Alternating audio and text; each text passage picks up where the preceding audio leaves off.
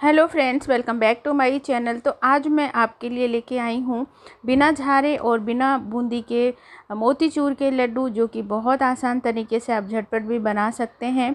और जब कभी भी आपको मीठा खाने का मन हो या फिर आपको कभी प्रसाद चढ़ाना हो तो घर पे ही आप एकदम शुद्ध मोतीचूर के लड्डू बना सकते हैं और ये बहुत अच्छे बनते हैं।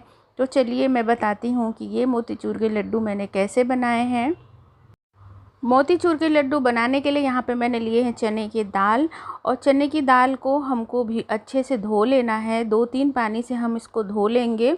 उसके बाद फिर हमें इसे भिगो के 5 से 6 घंटे के लिए रख देना है। अगर आप शाम को बनाना चाहते हैं तो दोपहर में आप भिगो दीजिए। उसके बाद दाल भीगने के बाद आप इसको छान लीजिए, इसका पानी अच्छे से निकाल लेना है, पानी नहीं रहना चाहिए। अगर पानी रहेगा तो जब आप पीसेंगे तो इसका पेस्ट बन जाएगा, इस बात का हमें बहुत ज़्यादा ध्यान रखना है।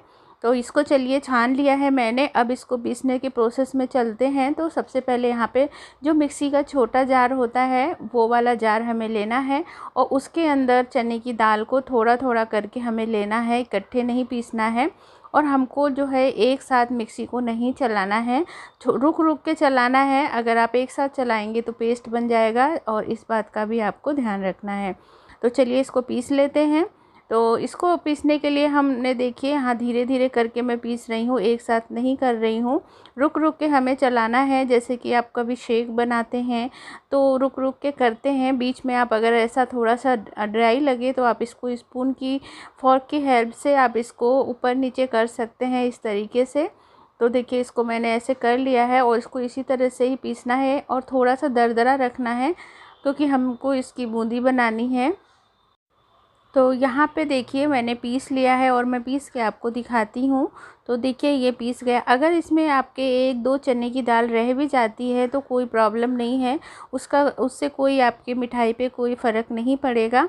तो देखिए ये मैंने पीस के एकदम रेडी कर लिया है। बीच बीच में मैंने हिलाते हुए इसको पीसा है ताकि ये जो है पेस्ट ना बने और अच्छे से दरदरा पीसे, ज़्यादा पेस्ट ना बने इसका।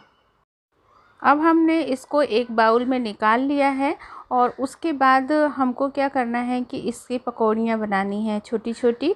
तो चलिए यहाँ पे मैंने ऑयल लिया है और ऑयल को मैंने गरम अच्छे से टेम्परेचर पर गरम कर लिया है। उसके बाद लो टू मीडियम फ्लेम कर दिया है।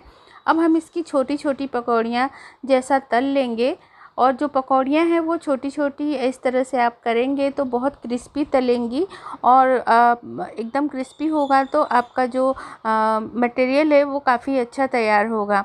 और तो इस तरह से आप छोटे छोटे पकौड़ियाँ बनाते हुए आप इसको फ्राई कर लें। एक बार में जितना आए उतना आप डाल लीजिए और उसके बाद जो बचता है उसको नेक्स्ट टाइम में आप कर लीजिए। तो इस तरीके से हमें इसको कर लेना है।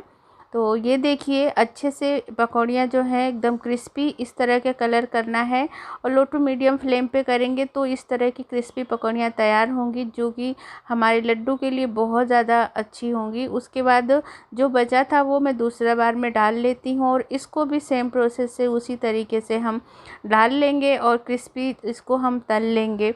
तो चलिए इसको भी हम तल लेते हैं। अब यहाँ पे देखिए मैंने ये सारी पकौड़ियाँ निकाल ली हैं और ये देख सकते हैं कितनी क्रिस्पी बनी है और एकदम परफेक्ट बनी है। और ठंडा करने के बाद हम इसको तोड़ लेते हैं। तोड़ने के बाद हम इसको ग्राइंड कर लेते हैं और इसको दरदरा ही ग्राइंड करना। आप देख सकते हैं एकदम आपको देखने में ही लग रहा है कि बूंदी जैसा है। उसके बाद हम ये कप से इसको माप लेंगे। इसका माप हमको इतना रखना है कि जितना ये माप होगा, जितना ये कप से जितने कप हमारा ये मटेरियल होगा और उससे हम जो है, अगर आपके मटेरियल 3 कप होता है तो हमें 1 कप चीनी लेनी है और अगर उससे कम होता है तो उसी हिसाब से थोड़ा चीनी की मात्रा कम कर लें। अगर आप ज़्यादा मीठा खाना पसंद करते हैं तो यहाँ पे 1.25 कप आप चीनी ले सकते हैं 3 कप में। तो जिस माप से आप ये मटेरियल को आप मापते हैं उसी से ही हमको चीनी भी मापना है। तो आपका जो मीठा है वो परफेक्ट बनेगा और लड्डू भी आपके परफेक्ट बनेंगे। तो चलिए मैं चीनी को भी माप लेती हूँ और उसके बाद फिर मैं आगे का प्रोसेस आपको दिखाती हूँ। तो यहाँ पे जो हमारा मटेरियल है वो 2.5 कप के करीब हुआ है। तो यहाँ पे मैं 1.25 कप के करीब शुगर को लूँगी मैं। उसके बाद इसका हमको चाशनी बनाना है, और चाशनी कैसे बनाना है वो मैं आगे आपको अच्छे से बताती हूँ कि इसका जो है पहचान क्या होगी।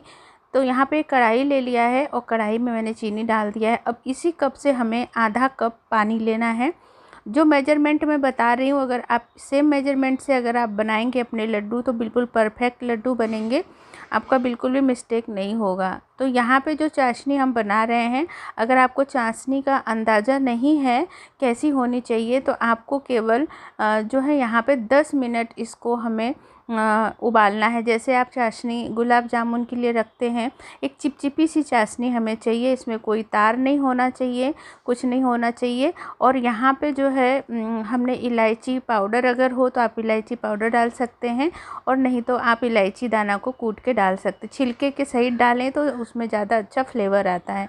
यहाँ पे मैं जो है लेमन कलर डाल रही हूँ। मैं जो मोतीचूर के लड्डू का कलर होता है वो मेरे पास नहीं था, अगर आपके पास हो तो वो आप डाल लें।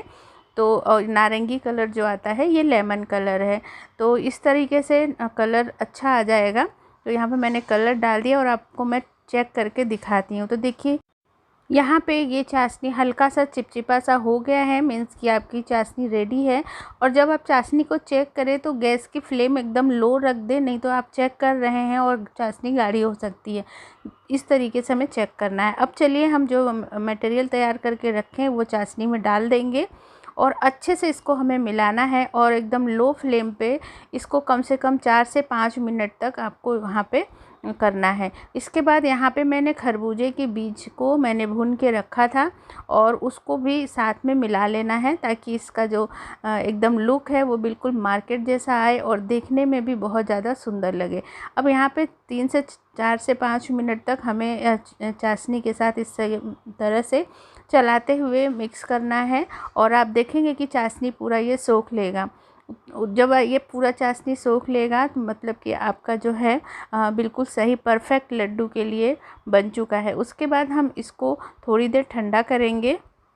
उसके बाद हम इसके अंदर देसी घी डालेंगे 2 चम्मच, जिससे कि आपके लड्डू में अच्छा सा मॉइस्चर भी रहेगा और लड्डू बहुत ज़्यादा ही खाने में भी टेस्टी लगेगा। तो यहाँ मैं 2 चम्मच घी डाल के इसको हमें अच्छे से मिक्स कर लेना है। तो यहाँ पे चलिए मैं मिक्स कर लेती हूँ। उसके बाद हमें इसको थोड़ी देर रख देना है। उसके बाद फिर हमें लड्डू बनाना है। तो देख सकते हैं एकदम परफेक्ट सारी चाशनी सूख गई है, एकदम अच्छे से हो गया है।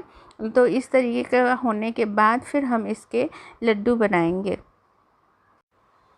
तो चलिए लड्डू बना लेते हैं। तो यहाँ पे हम थोड़ा थोड़ा पार्ट लेंगे। आप चाहें तो दोनों हाथ से बना सकते हैं अगर आप बनाते हो तो, या फिर आप एक हाथ से भी बना सकते हैं। इस तरीके से हमें गोल गोल करके इस तरह से शेप दे देना है, ताकि लड्डू बिल्कुल मार्केट जैसे लगें। तो देखिए एकदम परफेक्ट लड्डू बन गए हैं।